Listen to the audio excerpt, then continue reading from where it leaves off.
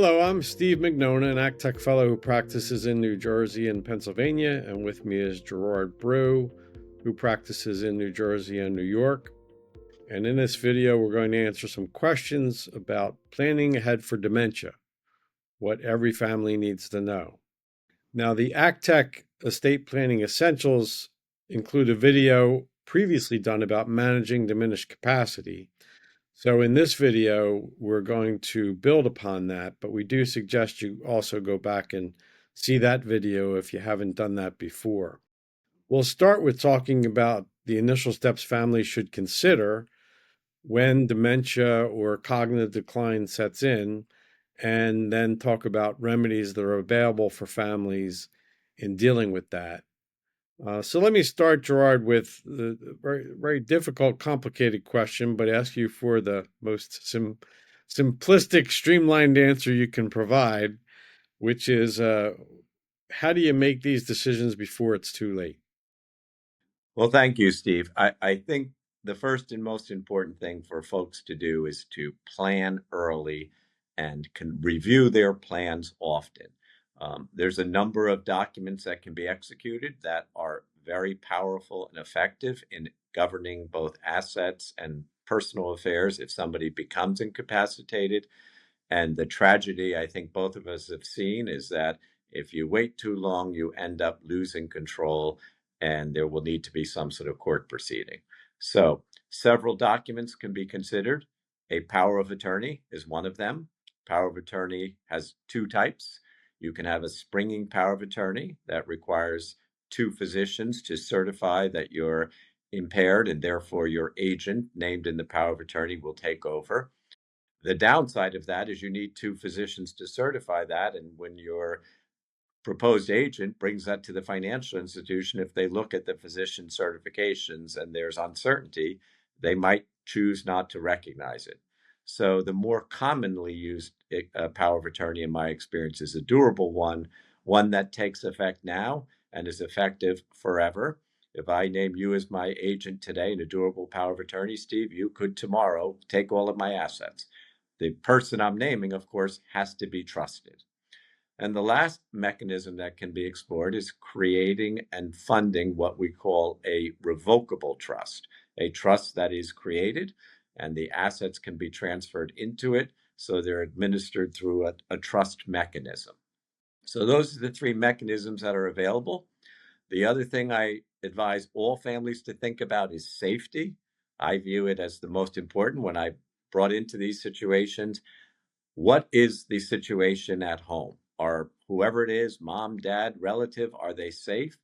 And if there's doubt, bringing in a professional care manager to come up with an assessment of the living situation is very critical. Yeah, that's an excellent point about safety. We do focus on the legal analysis and options, but safety first for sure. Now, I also want to echo one thing you said and emphasize it, which is that, a power of attorney is a fairly simple device to take. It can be done in a matter of minutes, perhaps a bit longer. The creation of a trust is viable, but a bit more involved. And people really do need to avoid guardianship proceedings if they can.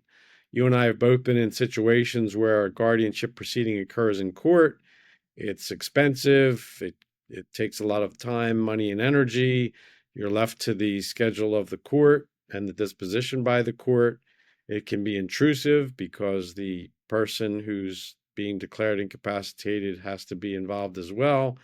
And all of that time over many weeks or months could be avoided within an hour or less by a power of attorney. So I think that's one of the lessons we want to convey today, that folks should really think about those devices and not wait until they're past the point. Now, just to distinguish, to do the power of attorney while it's a recommended option or the trust, the person has to have capacity, right? So what are the things that you, Gerard, consider for folks to look at as to whether the person doing these documents has capacity? Well, one of the steps that's always available is to bring in a medical professional, a neuropsychologist, a neurologist, or even a treating physician to get a read on the situation. We as lawyers are trained generally. ACTEC Fellows certainly have great experience in dealing with planning for elderly people. And part of our routine work is assessing capacity and even the understanding of the documents, even with the person with capacity. So, going to a capable and experienced lawyer is always the first step. If I or you, Steve, met with a person and we thought they were unable to execute documents, we have both a ethical duty and judgment to be implemented to determine that this person can't execute documents any longer. Of course, going back to our primary theme of planning early, that's why we like to do these things early. Documents can always be revisited. So if they're signed today and you have a valid plan today, at least you have something. It may not, it may be that it changes over your lifetime, but your point, Steve, about avoiding guardianship and other proceedings, it's tragic. We almost always view a guardianship proceeding as a tragic failure of planning. So early and often is the key. Yeah, and we both had those conversations with clients in guardianship proceedings and how regretful they are that a power of attorney or some similar device was not done. So I agree completely. Now, related to this is the choice of the person or persons to be the agents or trustees. Um, from my standpoint, you'd like to pick someone who's, of course, trustworthy, who's close to the person appointing them, uh, often a family member, but not necessarily so, and a person who not only understands the affairs that need to be addressed, but has the capability to address them. Spouse is often a choice. Uh, it can be a lawyer or an accountant. If a trust is created, there are plenty of other options, not only the ones we've listed, but financial institutions. In some states, there are public guardians available to be chosen, but most people do have options within their domain of friends and family to pick. I think the important part is to make sure they fit the bill because no one usually wants to say no if they're asked to do this, but it's important that they have those traits that I just discussed. What are your thoughts on that? I think that the most important factor I remind people of is it's very worthwhile to establish a circle of advisors you trust, whether that's an accountant, whether that's a lawyer, a financial institution, and of course, family members. One challenge in selecting an agent, I find that in many situations, the first choice is usually a spouse, assuming the person trusts their spouse. But that is, and by the way, spouses are almost always, by most state law, the default guardian. So if you don't trust your spouse, then you darn well should plan ahead of time. And if it's not your spouse, then it would be your children. So if you trust neither your spouse nor your children, then the lack of planning is going to achieve something that you did not want. But but I look at the possible circle of advisors that you can choose from, and there's almost always somebody who can be trusted. And of course, you can have co-fiduciaries. So if you and I, Steve, were the children of an elderly person and they didn't trust one of us to act alone or have thought we might be offended, then you can choose both of us. Again, that's not always workable.